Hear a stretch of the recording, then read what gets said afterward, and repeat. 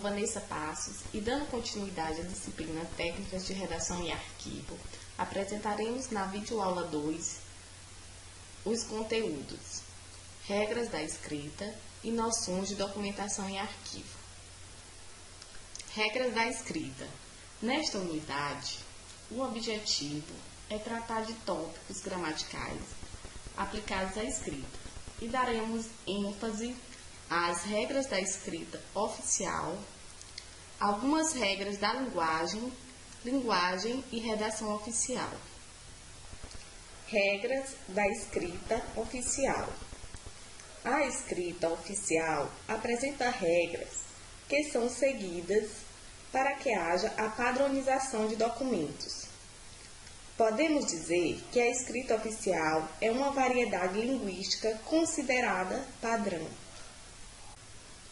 Exemplificando, perceba que o memorando tem uma configuração mais ou menos fixa e serve a uma esfera social. Por isso, é um gênero textual. Porém, devemos nos atentar para a linguagem que é usada nesse tipo de documento e nos outros: ofício, carta, requerimento, etc. Ou seja, na redação oficial. Esse tipo de linguagem é formal e enquadra-se no padrão de linguagem de prestígio.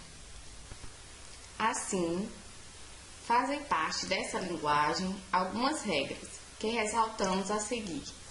Datas e locais. Regra 1. Devem ser escritos por extenso. Um exemplo: Teresina, em 5 de maio de 2013. Regra 2. O primeiro dia do mês será indicado pelo algarismo primeiro. Uma terceira regra: não é necessária a colocação de um zero à esquerda da escrita de número que indica dia do mês.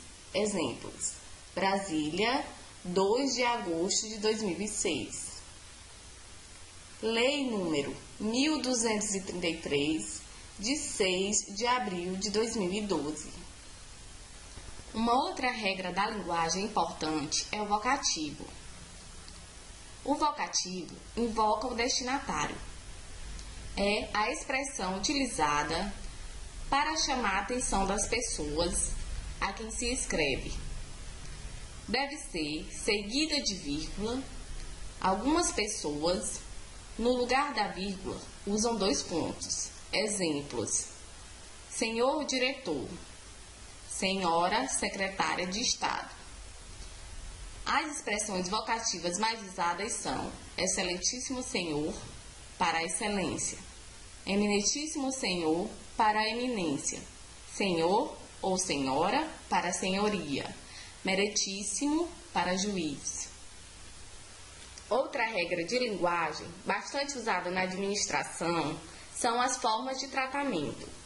Recorremos a essas formas para falar ou escrever a outras pessoas. Essas expressões vêm de uma tradição milenar que, como expõe Antônio Lima, 2005, página 9, estabeleceu que as autoridades supremas não se poderiam falar diretamente, senão por meio de seus elevados atributos. Daí, teremos surgido as expressões como Vossa Majestade, Vossa Excelência, entre outras. As formas de tratamento mais usadas são você, para pessoas de convívio social mais familiar, senhor, senhora. Esses tratamentos marcam um certo distanciamento respeitoso. Vossa Senhoria, para pessoas de cerimônia. Vossa Excelência é a expressão de tratamento de nível mais elevado.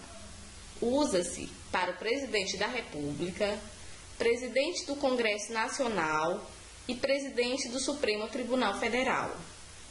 Também é aplicada a governadores. Na escrita da redação oficial, deve usar a forma por extenso, bem como nos envelopes. Excelentíssimo Senhor Presidente da República.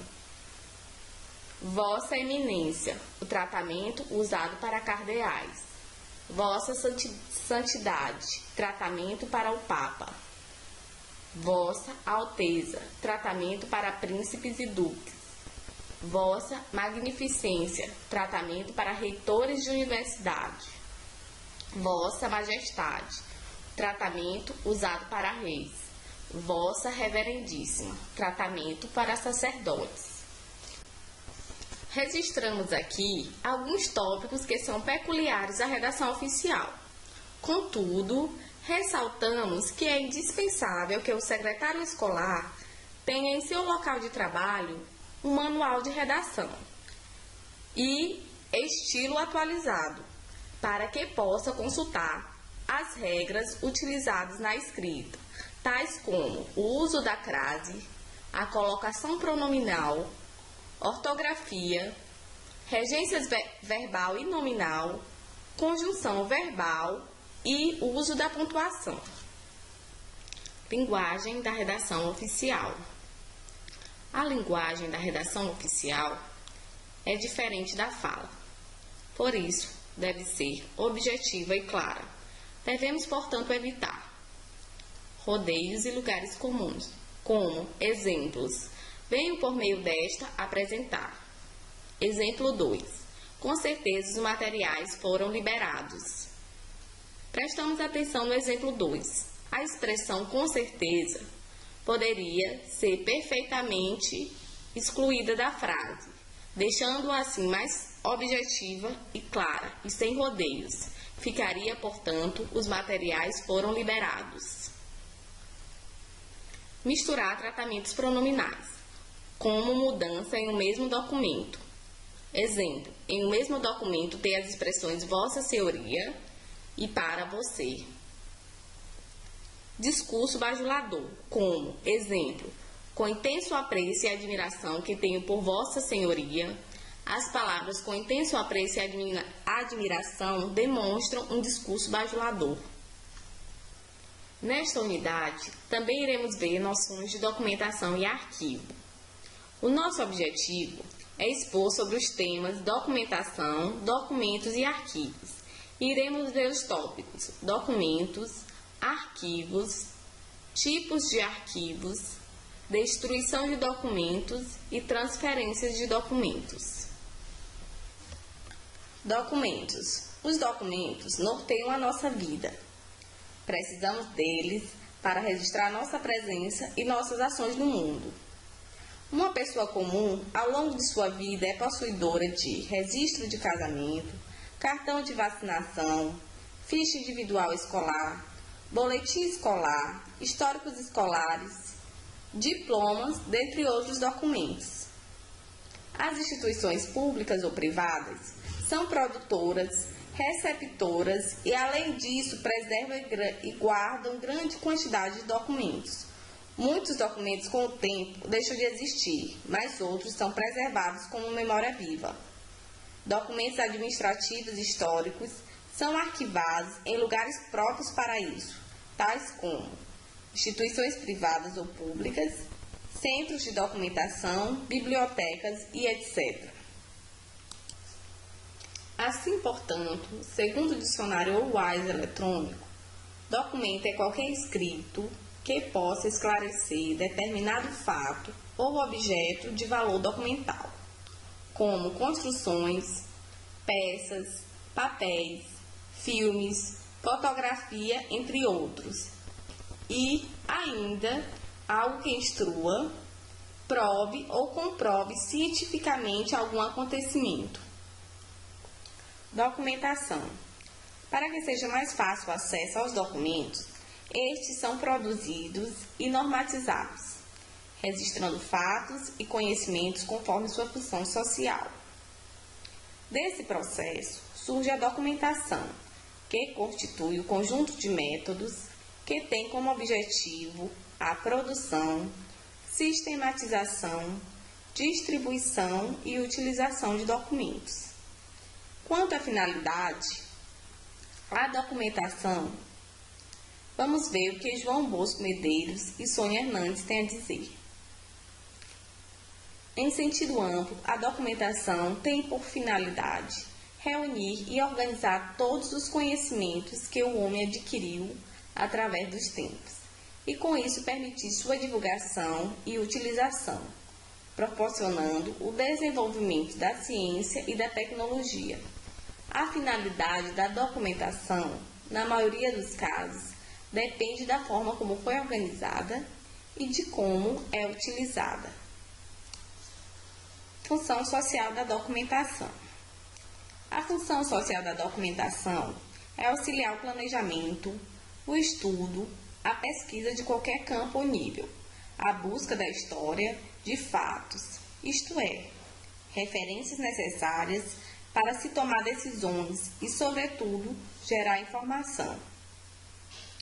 Conforme a natureza da empresa, a informação se organiza e se encontra disponível na forma de jornais, livros, manuais, noticiários, boletins, teses, monografias, programas de computador, dentre outros. Secretaria Escolar e Documentação. Sabemos que em uma secretaria escolar, as informações peculiares estão registradas em vários documentos específicos. Exemplos: livros-atas, históricos escolares, diários de classe, memorandos, requerimentos, o projeto político-pedagógico da escola, atas de conselho de classe, boletins, dentre outros. Tais documentos organizam e regulam o trabalho de um contexto em relação ao processo de produção, distribuição e utilização desses documentos. E é por meio desse processo que se organiza e registra a vida escolar do aluno, escrevendo páginas e páginas da história de uma escola, cidade, estado ou país, enfim, de sua educação. Formas de documentação.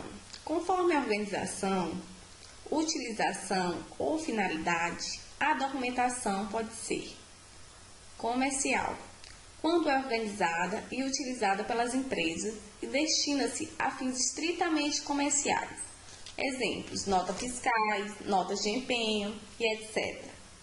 Científica, quando o objetivo principal é proporcionar informações científicas ou mesmo didáticas, sem visar diretamente o lucro. Exemplos: podemos ser livros em uma biblioteca. Oficial, quando sua organização e utilização tem como objetivo de auxiliar e assessorar a administração pública, no que diz respeito à coleta e à classificação de documentos oficiais, tais como leis complementares e decretos. Vamos, portanto, agora falar de arquivo. Arquivos são conjuntos organizados de documentos produzidos ou recebidos e preservados por instituições públicas ou privadas, ou ainda por pessoas. Os arquivos são divididos em duas categorias. 1. Os públicos. São aqueles produzidos ou recebidos por instituições governamentais de caráter federal, estadual ou municipal. 2. Privados. São produzidos e recebidos por pessoas físicas conforme suas atividades específicas e instituições que não são públicas. Continuando ainda com o assunto arquivo, iremos ver os seus tipos. Arquivos são classificados de acordo com a frequência de uso em 3 tipos. 1. Arquivo morto, onde estão guardados documentos que nunca ou pouquíssimas vezes são consultados. 2. Arquivo inativo, armazena documentos com pouca frequência de uso. E 3. Arquivo ativo, guarda documentos que são utilizados com muita frequência, documentos em processo de conclusão e também do ano letivo. Quanto à espécie, os arquivos podem ser arquivo corrente, blocos de documentos atuais que são consultados com muita frequência para a realização de tarefas, esclarecimento de dívidas e pesquisas. Arquivo temporário, bloco de documentos que é retirado de arquivos correntes para ser transferido para depósitos temporários. Arquivo permanente. Bloco de documentos de caráter histórico, cultural ou científico, que são preservados indefinidamente. Destruição de documentos. Vamos pensar um pouco. Será que por quanto tempo deve valer um documento? 1, 2 ou 5 anos?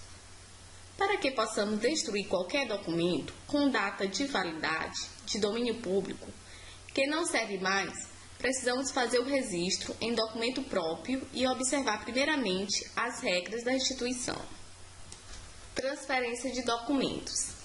Com frequência, é preciso verificar as condições dos arquivos para realizar a transferência de documentos. Com a verificação e análise de documentos, saberemos para onde transferir os documentos, se é para o arquivo inativo ou morto ou se o documento permanece no arquivo ativo. Os processos de transferência de documentos são: periódico. Fazemos a transferência de documentos para o arquivo inativo ou morto de forma planejada em dias pré-estabelecidos. Um exemplo: na secretaria escolar, esse processo é realizado quando termina um período letivo e inicia-se outro. O arquivo dos alunos desistente é transferido do arquivo ativo para o arquivo inativo. Permanente, em que a transferência de documentos se dá em intervalo não pré-estabelecidos, quando for necessário, devido ao acúmulo de documentos. Diário, em que a transferência, e como o próprio nome diz, diária, quando consultamos um documento e verificamos que não é mais necessidade mantê-lo no arquivo ativo. Então, podemos transferi-lo para o arquivo inativo ou morto. Preservar documentos. O ato de preservar documentos é tão importante que há uma lei na Constituição que assegura isso. Antigamente, a preservação documental tinha caráter histórico. A preocupação primordial era justamente proteger a memória histórica dos fatos registrados, na forma de documentos. Na administração pública, tem atualmente o objetivo de preservar e arquivar documentos, e não é apenas só histórico, mas sim de racionalizar a informação, proporcionar eficiência administrativa e tornar prática a tomada de decisões. Portanto, concluímos aqui a aula 2 da disciplina Técnicas de Redação em Arquivo. Bom estudo a todos!